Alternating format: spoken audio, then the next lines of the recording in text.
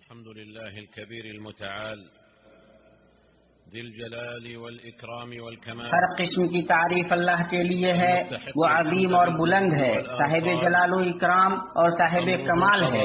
صبح و شام حمد کا سزاوار ہے، اس کا حکم فیصلہ اور حکمت ہے، اور اس کے رضامند ہونا امن اور رحمت ہے. وہ اپنے علم سے فیصلہ کرتا اور اپنی بردباری سے معاف کرتا ہے. اس کے ہر لینے اور دینے پر ہم اس کی حمد بیان کرتے ہیں، اور اس کے آزمانے اور عافیت دینے پر اس کی حمد بیان کرتے ہیں.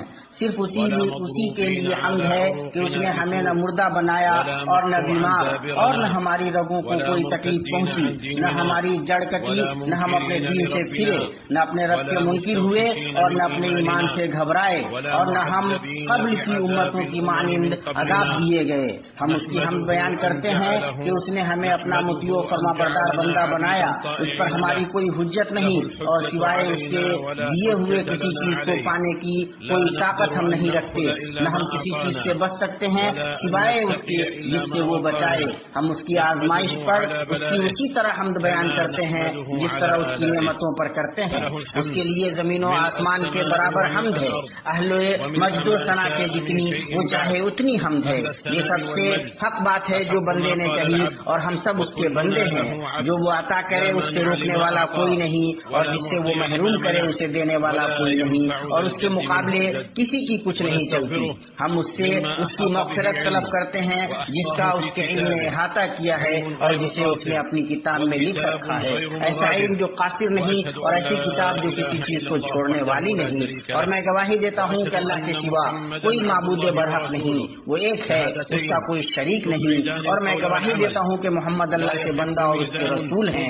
دو ایسی گواہیاں جو قول و عمل کو اٹھاتی ہیں، اور جس پلڑے میں رکھی جاتی ہیں وہ ہلکا نہیں پڑتا، اور جس پلڑے سے اٹھائی جاتی ہیں وہ بھاری نہیں ہوتا. درود و سلام نازل ہو آپ پر، آپ کی طیب و طاہر آل پر، مومنوں کی مائیں آپ کی بیویوں پر، روشن و بابرکت آپ کے اصحاب پر، اور جو درست طریقے سے ان کی پیروی کریں ان پر تا قیامت، اور بہت زیادہ سلامتی ہو. اما بعد لوگوں میں آپ کو اور خود کو بندوں کے رب اللہ کے تقوی کی وصیت کرتا ہوں. تقوی دل کے لیے ستون ہے اور ثابت کرنے کے لیے کھمبا ہے. اس سے کبھی کوئی مسلم بے نیاز نہیں ہو سکتا. تقوی مسلمان کا نور، اس کا دوست، اور قیامت کے دن کے لیے اس کا توشہ ہے. اللہ تعالیٰ کا فرمان ہے، تم میں سے ہر ایک وہاں ضرور وارد ہونے والا ہے. یہ تیرے پروردگار کے ذمے قطعی فیصل شدہ امر ہے. پھر ہم پرہیزگاروں کو تو بچا لیں گے اور نافرمانوں کو اسی میں گھٹنوں کے بل گرا ہوا چھوڑ دیں گے. مسلمانوں، آپ پر بابرکت ماہ رمضان اپنے وقت پر سایہ فگن ہو چکا ہے. اس سے تاخیر نہیں ہوئی ہے اور نہیں اس کے زمانے کا وقت کوتا ہوا ہے. تمہارے پاس مہمان اپنی شکل و صورت میں آ چکا ہے، لیکن اس مہمان کے استقبال کرنے والوں کا حال آج ایسا نہیں ہے جیسا پہلے تھا. یہ مہمان آج ان کے پاس اس بڑی آفت و بلا کے بیچ آیا ہے جس نے ان کی خوشگواری کو گدلا کر دیا ہے، ان کے خوف کو بڑھا دیا ہے، ان کے اوپر اضطراب و غم کے بادل چھا گئے ہیں اور ان کے دلوں کو اپنے قبضے میں لے لیا ہے، یہاں تک کہ وہ ایسے ہو گئے ہیں جیسے ان کے سروں پر چڑیا بیٹھی ہو. یہ مہمان ان کے پاس اس حالت میں آیا ہے جسے بڑوں نے پہلے نہیں دیکھا اور جس کے بارے میں چھوٹوں نے سنا نہیں تھا. ایک ایسی وبائی مصیبت ہے جو ان کے اور ان کی مانوس عبادت، کام، معیشت اور سفر و حضر کے بیچ حائل ہے.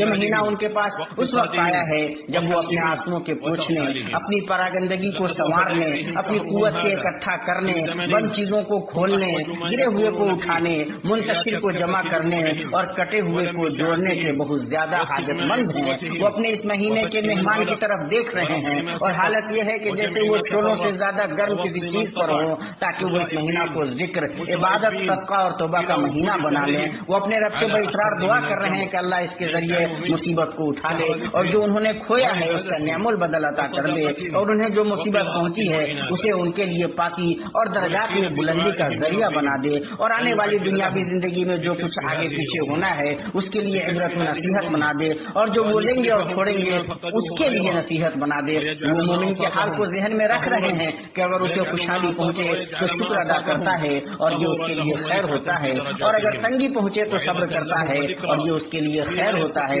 تاکہ اس کے بعد وہ خوشخبری اللہ کی طرف سے رحمت اور ہدایت سے ہمکنار ہو. اللہ تعالیٰ کا فرمان ہے, اور ان صبر کرنے والوں کو خوشخبری دے دیجیے جنہیں جب کوئی مصیبت آتی ہے تو کہہ دیا کرتے ہیں کہ ہم تو خود اللہ تعالیٰ کی ملکیت ہیں اور ہم اسی کی طرف لوٹنے والے ہیں. ان پر ان کے رب کی نوازشیں اور رحمتیں ہیں, اور یہی لوگ ہدایت یافتہ ہیں. امام ابن قیم رحمہ اللہ فرماتے ہیں, دل میں پڑا گندگی ہوتی ہے جسے صرف اللہ کے حضور توجہ اور اقبال سے ہی سنوارا جا سکتا ہے, اور اس میں وحشت پائی جاتی ہے جسے صرف خلوت میں اللہ کا انسی ظاہر کر سکتا ہے, اور اس پر حضور و ملال ہوتا ہے جسے اس کی معرفت اور اس کے ساتھ اچھے برتاؤ کی خوشی ہی ختم کر سکتی ہے, اور اس میں بے چینی پائی جاتی ہے جسے صرف اللہ کے حضور جا کر اور اس کی پناہ لے کر ہی چین و سکون میں بدلا جا سکتا ہے. امام ابن قیم رحمہ اللہ کی بات ختم ہوئی. ہم اللہ کی خوب پاکیزہ ہم بیان کرتے ہیں کہ اس نے جو کچھ نازل کیا اسے ہماری دین میں مصیبت نہ بنایا, اس لیے کہ تمام مصیبتوں کو جھیلا جا سکتا ہے سوائے اس مصیبت کے جو دین میں ہو. اور حدیث میں آیا ہے کہ اللہ کے نبی صلی اللہ علیہ وسلم کی دعاؤں میں سے یہ دعا بھی تھی, اللہ میری مصیبت میرے دین میں نہ بنا. اسے طبرانی وغیرہ نے روایت کیا ہے. ہاں اے مسلمانوں, ہم اللہ کی حمد بیان کرتے ہیں کہ اس نے اس وبا کو ہمارے دین, عبادت اور اخلاق میں نہیں رکھا. جہاں تک مال کی بات ہے تو مال تو آنے جانے والی چیز ہے, اور اللہ جس کے لیے اپنے بندوں میں سے چاہتا ہے اس کو کشادہ کرتا ہے اور تنگ کرتا ہے. اور جہاں تک صحت کی بات ہے تو صحت کبھی اچھی رہتی ہے اور کبھی بگڑ جاتی ہے. انسان کو صحت کے سلسلے میں مسائل کا سامنا رہتا ہی ہے. جو زندگی گزارے گا وہ مصیبت سے خالی نہیں رہ سکتا, اور بہت کم ایسا ہوتا ہے کہ وہ عجیب و غریب چیزوں سے دور رہے, اس لیے کہ ہر وہ چیز جو ایزا پہنچاتی ہے گرچہ پہ کم ہو دردناک ہوتی ہے, اور رات اس پر کتنی دراز ہوتی ہے جو سوتا نہیں. اور آپ صلی اللہ علیہ وسلم نے ارشاد فرمایا, جو کوئی تکان, مرض, غم, پریشانی, اذیت اور دکھ مسلمان کو پہنچتا ہے, یہاں تک کہ اگر کوئی کانٹا بھی چبھتا ہے تو اللہ اس کے ذریعے اس کے گناہوں میں سے مٹا دیتا ہے. متفق علیہ. اللہ کے بندو, یہ بڑی بلا جو آج ہماری دنیا پر نازل ہوئی ہے اسے صرف اور صرف برائی ہی مت سمجھیے, بلکہ اس کے اندر ہمارے لیے بہت سی عبرتیں اور اسباب ہیں. اس وبا سے پہلے ہم یہ سبق نہیں سیکھ سکتے تھے, باوجود ہمارے اس ایمان کے کہ ہمارے آقا اللہ نے ہمیں دیا زیادہ ہے اور لیا کم ہے. اس وبا نے جو چیزیں سکھائی ہیں ان میں سے معاشروں کی سلامتی میں آگہی کا اثر ہے. اس لیے کہ اگر تصرفات میں آگہی کو محتم بشان کر لیں تو ہم ناگہانی حادثات و مسائل کے ساتھ تعامل میں انشاءاللہ ناکام نہیں ہوں گے. اس لیے کہ آگہی کے ذریعے ہی ہم میں سے ایک جانتا ہے کہ کب نگاہ اٹھانی ہے اور کب گرانی ہے, اور اسی کے ذریعے وہ جانتا ہے کہ خطروں کو واقع ہونے سے پہلے دفع کرنے کی مصلحت کیا ہے, اور یہ کہ خطروں کے وقوع سے پہلے انہیں دفع کر دینا ان کے وقوع کے بعد رفع کرنے سے بہت بہتر ہے. پتہ چلا کہ جو اپنی آگہی میں توفیق یاب ہو وہ اپنے احتیاط میں توفیق یاب ہوگا, اور بحرانوں کے بین السطور کو بہتر طریقے سے پڑھ سکے گا, اور پھر اس کی تدبیر میں کامیاب ہو سکے گا, اور اس سے کم زخم اور نقصان کے ساتھ نکل سکے گا. اس لیے کہ آگہی اور احتیاط صرف سننے اور دیکھنے سے آگے کی چیز ہے. اس لیے کہ ہر وہ آدمی جو دیکھتا ہے ضروری نہیں کہ وہ دیکھ رہی چیز کی آگہی بھی رکھتا اور اس سے بچتا بھی ہے, اور نہیں ہر سننے والا ایسا ہوتا ہے. اس وبا نے ہمیں جو چیزیں سکھائی ہیں ان میں سے یہ بھی ہے کہ انسان در حقیقت بہت سی زیب و زینت کے سامانوں کے بغیر بھی جی سکتا ہے جنہیں وہ ضروری سمجھتا تھا, اور یہ وہ اپنی زندگی میں بچا کر رکھنے کے مفہوم اور اپنی کمائی میں بہتر تصرف سے بڑی غفلت میں تھا. اللہ کے بندو, اس میں کوئی تعجب نہیں کہ اس جیسی وبا اسے غفلت سے بیدار کرے گی, اور وہ اپنے آنے والے دنوں میں بچا کر رکھنے کے مفہوم کے مطابق عمل کرے گا. اپنی کمائی سے کچھ بچا کر رکھے گا تاکہ وہ مستقبل کے بوجھ کو ہلکا کر سکے. مبادا کوئی ناگہانی مصیبت اس کے دروازے پر دستک نہ دے یا اس کے گھر کے قریب وارد نہ ہو جائے, اور اس میں کوئی شک نہیں کہ اس کے اندر حسن تصرف پایا جاتا ہے, اور رزق کی تدبیر میں مہارت اور اپنے خزانہ کو صحیح سمجھ دینے کی تمیز ہوتی ہے, جس سے وہ اپنی ان ضرورتوں, حاجتوں اور زیب و زینت کی چیزوں کے بیچ فرق کر پاتا ہے جن سے وقتاً فوقتاً اس کا سامنا ہوتا رہتا ہے. اس لیے کہ انسان کی معیشت کا معاملہ تب تک درست نہیں ہوگا جب تک وہ اپنے خرچ, تقسیم اور ذخیرہ اندوزی کے بیچ توازن سے کام نہ لے, اور ایسا کیسے نہ ہو جب کہ صحیحین کی حدیث میں آیا ہے کہ آپ صلی اللہ علیہ وسلم نے فرمایا, کھاؤ, پلاؤ اور بچا کر رکھو. اللہ کے بندو, ہم سب کے لیے ضروری ہے کہ ہم اس وبا کو گزر جانے والا صرف ایک تاریخی حادثہ نہ بنائیں، بلکہ ضروری ہے کہ ہم اس سے اپنے تمام معاملات میں بہت سی عبرتیں پکڑیں اور سبق سیکھیں، اور ہم اللہ کے فضل سے اس سے نکلیں پہلے سے زیادہ قوی، بیدار اور ناگہانی مصائب کے مقابلے کے لیے تیار صورت میں، اور یہ کہ ہماری قوتیں کمزور نہ پڑیں اور یہ وبا ہم پر نومیدی، غم اور خوف کے لحاف نہ ڈالے۔ اور ایسا کیسے نہ ہو جبکہ ہم اللہ پر، اس کے فرشتوں پر، اس کی کتابوں پر، اس کے رسولوں پر، یوم آخرت پر اور تقدیر کی خیر و شر ہونے پر ایمان رکھتے ہیں۔ اللہ تعالیٰ نے امت مسلمہ کو اس خصوصیت سے نوازا ہے کہ اس کی عادت میں سے یہ ہے کہ یہ بحرانوں سے نکلتی ہے پہلے سے زیادہ طاقتور اور بیدار ہو کر، کیونکہ یہ اللہ کی طرف سے آزمائش ہے کہ آپ اس کی عظیم قدرت میں غور کریں تاکہ اس کی کما حق قدر کر سکیں۔ اور یہ پیغام ہے کہ فرار اختیار کرنے والے کے لیے کہ وہ لوٹ آئے، گناہگار کے لیے کہ وہ توبہ کر لے، نافرمان کے لیے کہ وہ فرما برداری اختیار کر لے، اسراف کرنے والے کے لیے کہ وہ میانہ روی سے کام لے، اور پرتعیش زندگی کے لیے کہ وہ خردری زندگی اپنا لے۔ اور اس کے علاوہ حکمت نہیں دیکھے گا مگر وہی دل جسے حرص نے، تفکر سے، دور دراز آرزوؤں نے، محاسبے سے اور گھمنڈ نے اس ذات کے سامنے تواضع اختیار کرنے سے روک دیا ہو جس کے ہاتھ میں ہر ایک چیز کی ملکیت ہے اور جو پناہ دیتا ہے اور جس کے مقابلے میں کوئی پناہ نہیں دیا جاتا۔ اور ہم اللہ جل شانہ کی حمد بیان کرتے ہیں کہ اس نے ہمارے ملک کو اس وبا کے دفع و رفع کی کوشش کی توفیق بخشی۔ پھر ہم قیادت کا شکر ادا کرتے ہیں، اللہ اسے توفیق یاب کرے اس پر جو اس نے اس وبا کو دور کرنے کے راستوں کو ہموار کرنے کے لیے اقدامات کیے۔ اسی طرح بغیر کسی استثناء کے تمام فکر مند لوگوں کا شکریہ، ہر ایک کا ان کے میدان میں ہم تمام کی طرف سے ان کے لیے دعا کہ اللہ انہیں ہماری طرف سے بہتر بدلہ دے، اور انہوں نے جو کوششیں صرف کی ہیں اللہ اس مصیبت کے بادل کے چھانٹنے میں انہیں بہتر اخبار میں سے بنائے، اور اللہ ہمیں انہیں، آپ کو اور تمام مسلمان بھائیوں کو صحت، سلامتی اور عافیت کا لباس پہنائے۔ ہمارا رب جل شانہ سب سے بہتر مسئول ہے، وہ بہت اچھا مولا اور بہت اچھا مددگار ہے،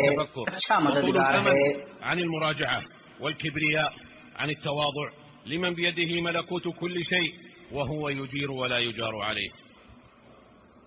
وإننا لنحمد الله جل شأنه أن أكرم بلادنا بنعمة البدار لمدافعة هذه الجائحة ورفعها، ثم نلهج بالشكر للقيادة وفقها الله على ما بذلته من خطوات ملموسة في تهيئة سبل درء تلكم الجائحة، والشكر موصول كذلكم للمعنيين دون استثناء كلا في مجاله، فلهم منا جميعا الدعاء بأن يجزيهم الله عنا خير الجزاء، وأن يجعل ما بذلوه أسباب خير في كشف هذه الغمة، وأن يلبسنا وإياهم وإياكم وجميع إخواننا المسلمين لباس الصحة والسلامة والعافية، إن مولانا جل شأنه خير مسؤول، فنعم المولى ونعم النصير.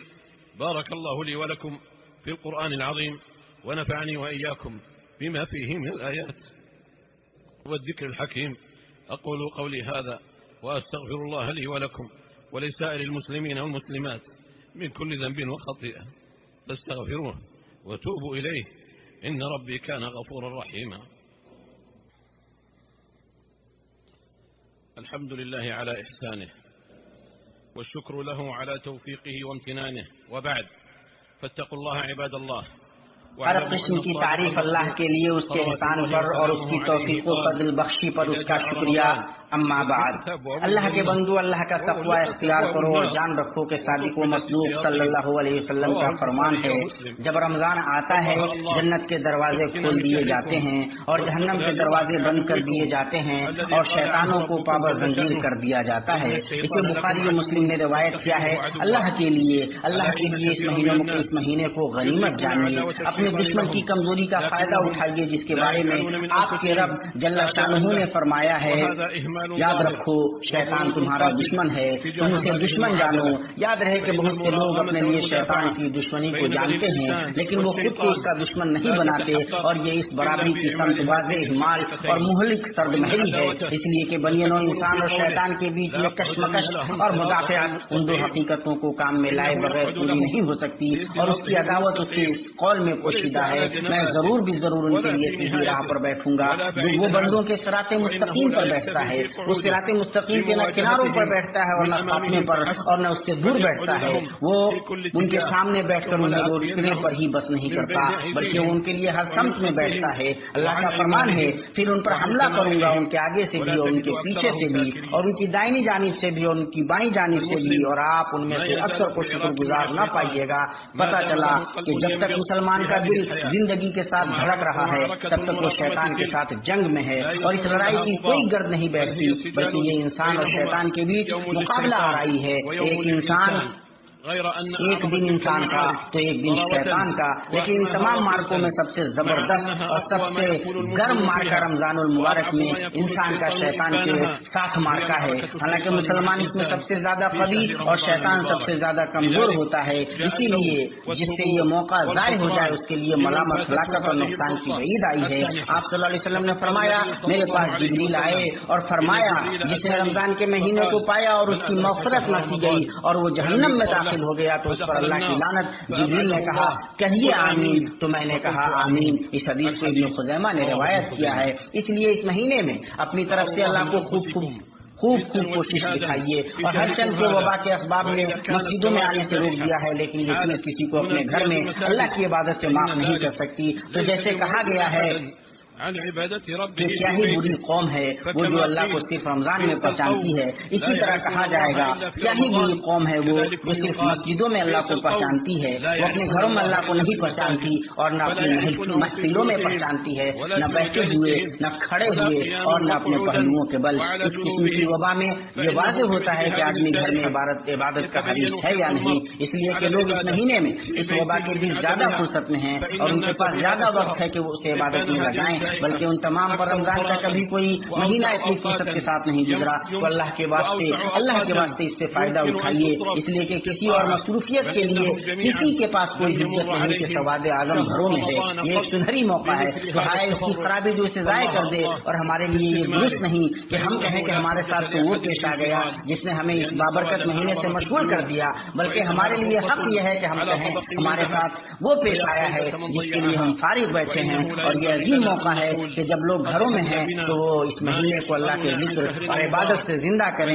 اس لیے کہ جس کا گمان یہ ہو کہ اللہ کی عبادت صرف مسجدوں میں ہو سکتی ہے اس نے اللہ کی شان میں کوتاہی کی ہے اور اس کے ساتھ سوئے زن سے کام لیا ہے. بلکہ گھروں میں نفلی عبادتوں کا بڑا ثواب اور بڑا گہرا اثر ہے. اور جب صورتحال کا تقاضا یہ ہو کہ گھروں میں رہا جائے تو اللہ کے نبی صلی اللہ علیہ وسلم کا فرمان ہے میرے لیے زمین اور میرے لیے زمین مسجد اور خاک بنائی گئی ہے. تو میری امت میں سے جب کسی پر نماز کا وقت آ جائے تو وہ نماز پڑھ لے. اور صحیح میں ہے کہ اللہ کے نبی صلی اللہ علیہ وسلم نے فرمایا اپنی نمازوں میں سے اپنے گھروں کے لیے بھی بناؤ اور گھروں کو قبر نہ بناؤ.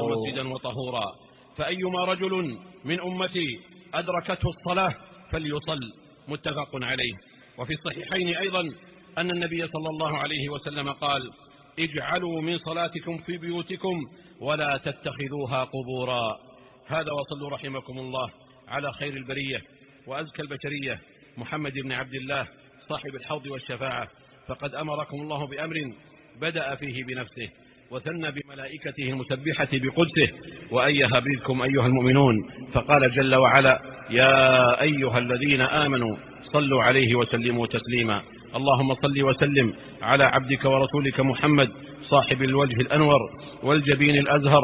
وارض اللهم عن خلفائه الأربعة أبي بكر وعمر وعثمان وعلي وعن سائر صحابة نبيك محمد صلى الله عليه وسلم وعن التابعين ومن تبعهم بإحسان إلى يوم الدين وعنا معهم بعفوك وجودك وكرمك يا أرحم الراحمين. اللهم أعز الإسلام والمسلمين.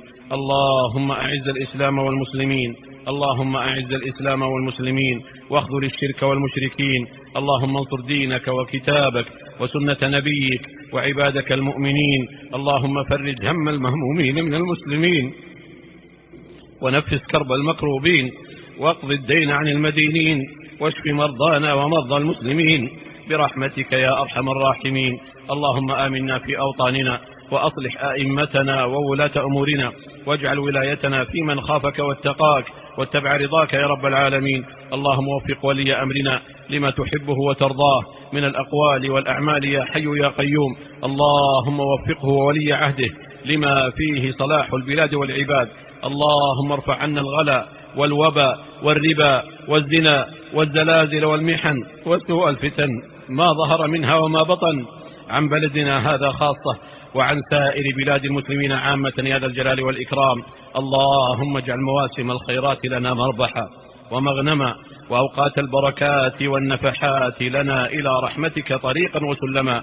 ربنا آتنا في الدنيا حسنة وفي الآخرة حسنة وقنا عذاب النار. عباد الله، اذكروا الله العظيم الجليل يذكركم، واشكروه على آلائه يزدكم، ولذكر الله أكبر، والله يعلم ما تصنعون.